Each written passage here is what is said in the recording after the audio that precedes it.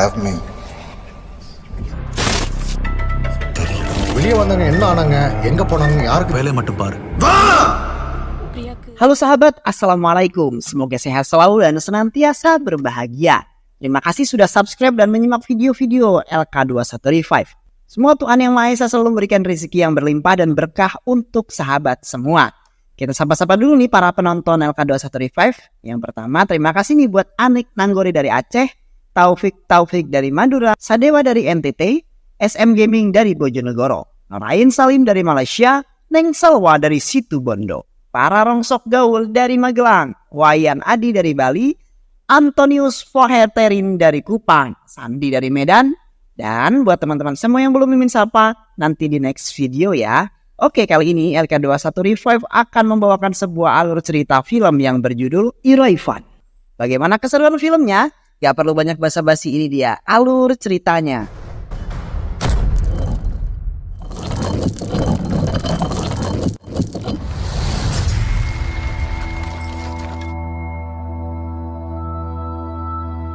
Arjun adalah seorang inspektur polisi di Cina. Memiliki karakter yang temperamental namun jeli dalam melihat suatu permasalahan. Ia selalu menyelesaikan kasus yang ada bersama sahabatnya yang bernama Andreu. Andreu memiliki seorang istri yang bernama Jasmine dan juga adik perempuan yang bernama Priya. Istri Andreu saat ini sedang hamil dan hanya menunggu waktu untuk melahirkan. Saat yang ditunggu pun tiba. Andreu dan istrinya dikaruniai seorang anak perempuan yang kemudian mereka beri nama Sophie. 2022. Brahma, seorang si kepet dengan sabar menunggu korbannya dan selalu menargetkan seorang gadis. Melakukan penyiksaan terlebih dahulu sebelum membunuh korbannya. Ia mendapatkan kepuasan dengan mendengar rintihan dan suara ketakutan dari korbannya. Masyarakat menjuluki Smile Killer. Karena setelah melakukan aksinya, Brahma akan membuang korbannya dan di dekatnya selalu ada surat yang ditandatangani oleh Emotion Smile. Beberapa hari kemudian ditemukan mayat gadis tanpa busana dengan kondisi bagian tubuhnya tidak lengkap. Komisaris membentuk tim khusus untuk menyelesaikan kasus ini yang dipimpin oleh Arjun dan Andreu. Arjun menemui Dr. Samugan untuk mengidentifikasi kasus yang meresahkan masyarakat ini. Menurutnya ini adalah pembunuhan yang dilakukan oleh seorang psychopath. Orang-orang melakukan ini biasanya memiliki trauma di masa lalu.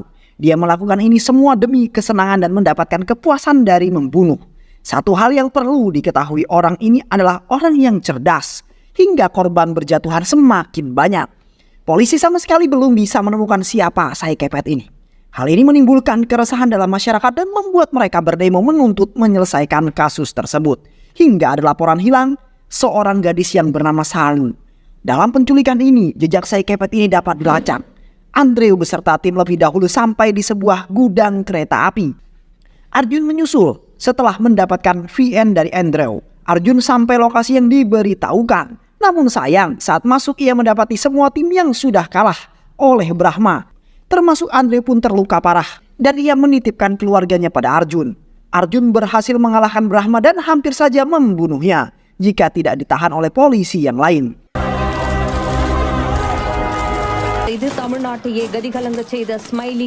Di rumah sakit, Andreu mendapatkan pertolongan namun nyawanya tidak tertolong. Andreu menghembuskan nafas terakhir dalam melaksanakan tugasnya. Arjun terus menyalahkan dirinya karena saat menggerebekkan ia tidak bersama Andreu untuk melindunginya. Doa bersama untuk Andreu pun dilakukan di rumahnya. Arjun kemudian meminta kepada Priya untuk berbicara kepada Jasmine agar diizinkan tinggal untuk beberapa hari di rumahnya. Rasa bersalah yang terus ia rasakan membuat Arjun kemudian memutuskan berhenti dari kepolisian dan fokus pada keluarga Andreu. Arjun kemudian memulai tinggal di rumah Jasmine untuk membantu agar mereka semua tidak terlalu larut dalam kesedihan. Arjun kemudian berinisiatif membuat sebuah usaha patungan yaitu kafe kopi dan ini cukup berkembang sangat besar. Di rumah sakit jiwa terus dilakukan konseling terhadap Brahma untuk mengetahui sejauh mana gangguan yang dimiliki, kesehatan yang dimilikinya. Brahma mengatakan ia hanya mengikuti suara yang ia dengar yang memerintahkan untuk membunuh. Saat Dr. Samugan bertanya, suara apa? Brahma mengatakan, jika saya adalah psychopath, tulislah apa yang ingin dokter tulis. Kemudian sesi berakhir. Di luar, Dr. Samugan sudah ditunggu oleh polisi untuk mengetahui hasil pemeriksaan. Hasil pemeriksaannya normal. normal sebagai Saikepet dan Dr. Samugan kemudian menyarankan untuk memindahkannya esok hari saja. Saat mereka merayakan ulang tahun Arjun, teman polisi Arjun mendapat telepon dan mengabarkan jika Brahma melarikan diri dengan Dr. Samugan yang ditemukan meninggal dunia di bagasi mobilnya, dan anaknya yaitu Dr. Sweta juga menghilang 2 hari yang lalu. Keesokan harinya jasad Sweta ditemukan di dalam hutan. Berita ini kemudian tersebar dengan cepat jika Sweta adalah anak dari Dr. Samugan yang merawat Brahma. Untuk menyelesaikan ini, komisaris kemudian menunjuk Inspektur Frank dan Inspektur Mani. Media massa menghimbau agar gadis-gadis muda untuk sementara ini tidak keluar rumah pada malam hari untuk menghindari hal yang tidak diinginkan. Kembali terjadi kemudian penculikan. Seorang gadis yang mengendarai motor pada malam hari. Motornya ditabrak dan ia terjatuh. Tak ada yang menolong karena kondisi jalan yang sangat sepi. Polisi terus melakukan koordinasi dan terus mencari petunjuk hingga saat mereka mengadakan rapat, Inspektur Mani jatuh pingsan. Segera dilarikan ke rumah sakit dan didiagnosa serangan jantung. Arjun datang menjenguk, mengungkapkan rasa kesalahannya karena Mani terlalu banyak minum alkohol dan merokok. Namun dibantah oleh Mani ketika komisaris ternyata juga datang menjenguk dan Mani mengatakan ia stres dan kelelahan ketika menyusun laporan dan menyelesaikan kasus ini. Jujur, saya takut karena saya adalah orang tua dengan 2 anak wanita, Pak. Semenjak melarikan diri, cara membunuhnya semakin kejam. Bukan hanya korban yang menjadi targetnya, tapi juga keluarganya. Setelah beberapa hari anaknya ditemukan meninggal. Ada paket yang mereka terima berupa video yang berisi penyiksaan anaknya. Tidak tahan dengan apa yang dilakukan pada anaknya, sang ibu yang melihat video itu pun kemudian bunuh diri dengan cara membakar diri hidup-hidup. Sangat mengerikan efek berantai dari pembunuhan ini. Arjun mendapatkan telepon dari pamannya yang mengabarkan jika Divya belum pulang dari les hingga saat ini. Di rumah pamannya sudah banyak polisi yang datang dan Arjun bertanya dan mengenai kepastian anaknya Divya diculik atau hanya pergi main dengan teman-temannya. Sepertinya Divya diculik, Pak, karena kami menemukan ponselnya di jalan. Tidak ada CCTV di sekitar sana, sehingga kami sangat kesulitan. Lalu Arjun meminta ponsel Divya dan meminta pada polisi untuk mengumpulkan orang di sekitar sana. Arjun bertanya kepada mereka namun tidak ada yang mencurigakan di sekitar mereka. Hingga saat seorang anak mengatakan ada yang aneh dengan orang yang ada di sebuah mobil yang sama sekali tidak marah ketika kaca mobilnya pecah karena terkena bola kriket kami. Pemiliknya sama sekali tidak keluar dan hanya melemparkan kembali bola kami. Mobil Kijang berwarna marun. Arjun kembali mencoba mengingat foto yang dilihatnya di tempat kejadian gadis terakhir yang diculik. Arjun kemudian menghubungi Dipak dari bagian IT untuk mengecek keberadaan mobil Kijang marun. Arjun terus melajukan mobilnya mengikuti rute yang dilewati mobil tersebut. Hingga sampai di persimpangan sebuah petunjuk itu mendapatkan ketika ponsel Divya berdering. Ia baru mengingat jika Divya menggunakan iWatch yang terhubung dengan ponselnya. Dari sinikah Arjun terus mengikuti titik di mana Divya berada. Di sebuah bangunan tua, Arjun kemudian mendapati Divya dengan lehernya tersayat. Namun nyawanya tidak tertolong saat dalam perjalanan ke rumah sakit. Pukulan berat bagi Arjun karena kembali gagal menyelamatkan orang yang ia sayangi.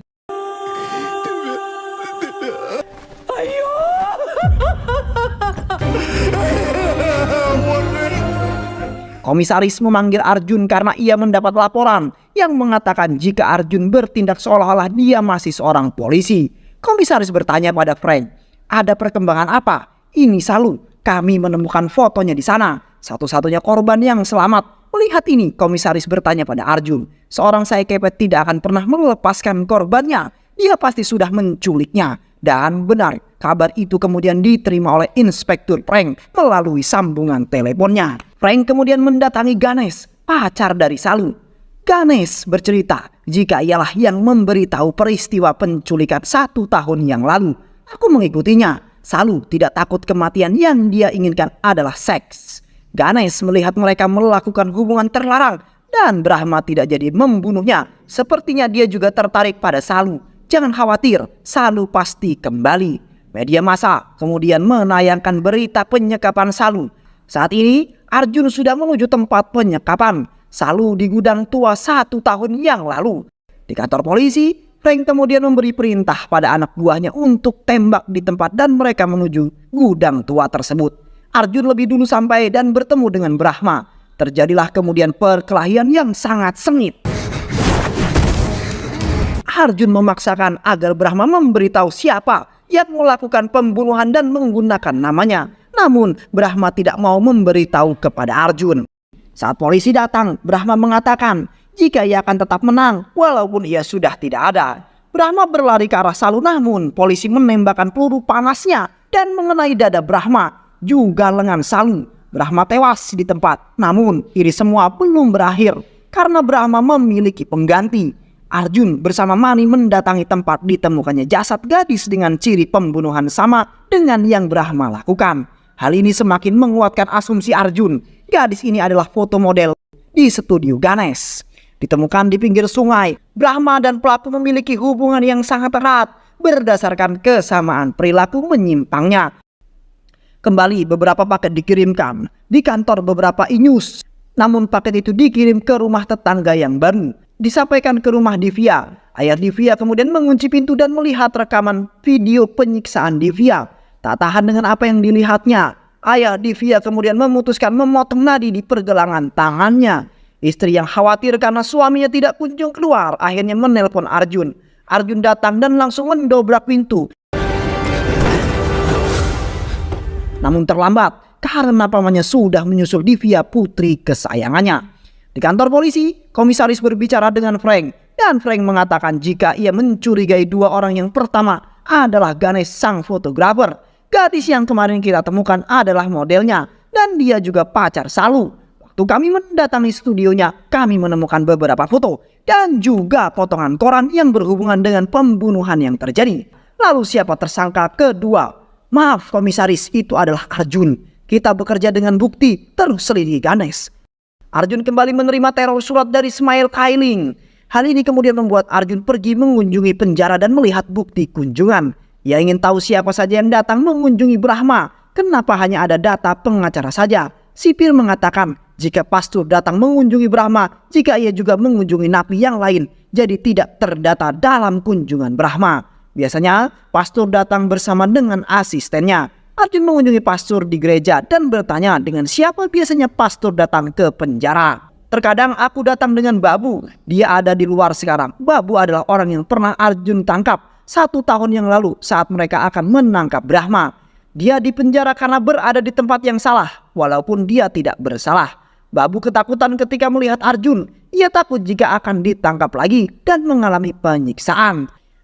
Arjun membawa Babu pergi ke sebuah bangunan kosong dan memaksa Babu untuk mengaku melakukan pembunuhan. Arjun mematahkan 1 jari tangan Babu. Saat ini polisi datang karena mendapatkan telepon dari pastor. Babu yang ketakutan kemudian mengaku jika ialah yang melakukan pembunuhan.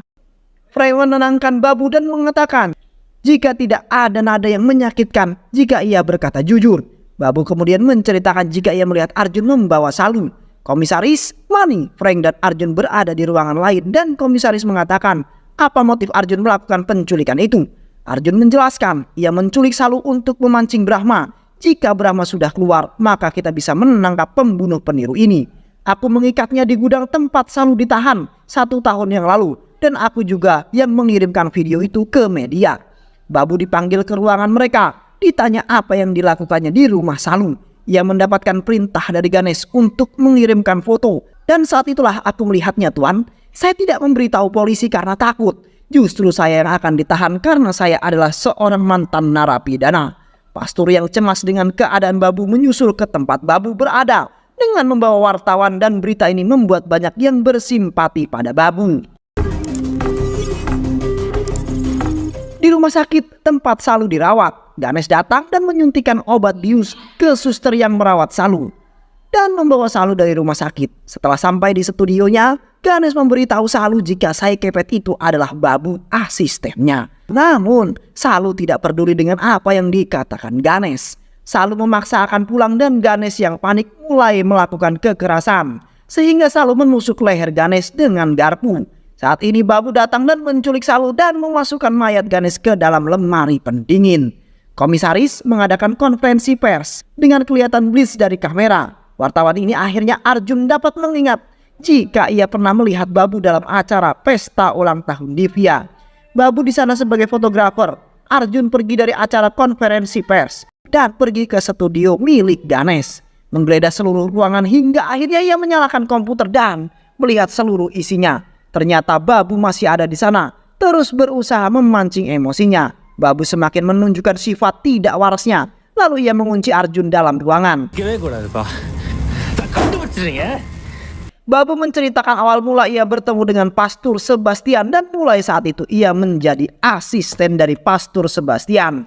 Ketika mengunjungi tahanan lain dan aku juga pertama kali bertemu Brahma ketika pengacara dan Pastur mengunjunginya. Brahma yang melihat potensi membunuh dalam diriku dan dia mengajarkan bagaimana cara menikmati rasanya membunuh dengan contoh membunuh nyamuk. Itu bukan hanya nyamuk tapi makhluk yang bernyawa, dan mendengarkan suara jeritan terakhir mereka akan membuat kita puas. Hal itu kemudian membuatku melupakan rasa sakit. Brahma mencuci otak Babu. Brahma menginginkan Salu dan ia harus keluar dari tahanan ini. Maka kami menggunakan dokter Samugan. Namun ternyata membunuh saja tidak memuaskan dahagaku. Aku mulai mengirimkan video-video mereka yang telah aku bunuh. Dan itu sukses membuat rentetan bunuh diri yang membuat aku merasa sangat puas. Babu kemudian berhasil melarikan diri dan target selanjutnya adalah keluarga Andreo. Jasmine mengirimkan Arjun banyak voice note dan saat Arjun menelpon, Jasmine mengatakan jika Babu menculik Sophie. Sekarang Arjun ada di gereja. Arjun segera meminta polisi untuk ke gereja. Babu menyembunyikan Sophie di suatu tempat. Dia akan melepaskan Sophie jika mereka mau mengikuti permainannya. Ternyata Jasmine dan Babu sudah membuat kesepakatan untuk menyelamatkan Sophie. Tolong selamatkan dia. Dia satu-satunya yang tersisa dari Andreo. Sekarang mereka semua dalam mobil menuju ke suatu tempat yang tidak diketahui. Di tengah jalan, Babu kemudian ingin melakukan permainan 1, 2, and 3. Terus berulang hingga saat Jasmine mengatakan jika ia menitipkan tasbih untuk diberikan pada Sophie. Jasmine melompat dari mobil, jatuh terguling dan terlindas mobil polisi di belakangnya. Polisi membantu Jasmine dan membawanya ke rumah sakit. Arjun marah dan menembakkan peluru pada Babu, namun teringat Sophie. Babu dan Arjun sampai di pabrik tua. Arjun memukuli Babu dan bertanya, di mana pria? Babu mengatakan ingin sekali saja memukul Arjun dan akan memberitahu di mana pria. Arjun terdiam dan menerima pukulan dari Babu. Babu menunjuk tumpukan sampah dan saat Arjun berlari, Babu menembakkan senjatanya. Arjun kira itu adalah pria, ternyata itu adalah Salu. Pria datang tidak lama. Arjun bersyukur pria selamat dan pria mengatakan jika Babu menelponnya dan memintanya untuk datang, kita harus menyelamatkan Sophie. Di dalam pabrik, Sophie kemudian ditodong dengan pisau. Pria menawarkan diri untuk menggantikan Sophie. Saat Sophie sudah terlepas dari Babu, Arjun kemudian melemparkan pisau dan tepat mengenai mata Babu. Namun pria tersayat di lehernya. Mereka semua dilarikan ke rumah sakit dan kenangan masa lalu Arjun tentang pria yang begitu sabar menghadapinya membuatnya sadar jika ia tidak bisa kehilangan pria. Jasmine juga dirawat di rumah sakit itu. Di ruang perawatan Babu, mereka mendengar berita jika Babu ditemukan meninggal dan dokter berkata jika dia sudah meninggal lalu, ini siapa? Polisi yang ada di sana langsung membawa dokter itu keluar karena Arjun akan memasuki ruangan itu dan membuat Babu semakin menderita dengan kehadirannya. Arjun yang berperan sebagai polisi yang protagonis dalam menjalankan tugasnya namun sangat jeli. Harus kehilangan orang-orang yang ia sayangi akibat pembunuhan yang dilakukan oleh dua orang sekepet, Brahma dan Babu, yang membunuh hanya untuk kesenangan dan rasa puas ketika melihat dan mendengar korban berteriak kesakitan di akhir hidupnya. Pria dan Jasmine selamat namun memerlukan perawatan di rumah sakit dan Sophie selamat tanpa terluka. Dan film pun selesai. Banyak sekali pelajaran hidup yang kita bisa dapatkan dari film ini ya sahabat. Semoga teman-teman semua terhibur setelah menyimak alur cerita film ini. Terima kasih sudah menyimak video-video LK21 Revive. Semoga sahabat semua terhibur dan sampai bertemu lagi di video-video berikutnya. Sehat selalu dan wassalamualaikum warahmatullahi wabarakatuh.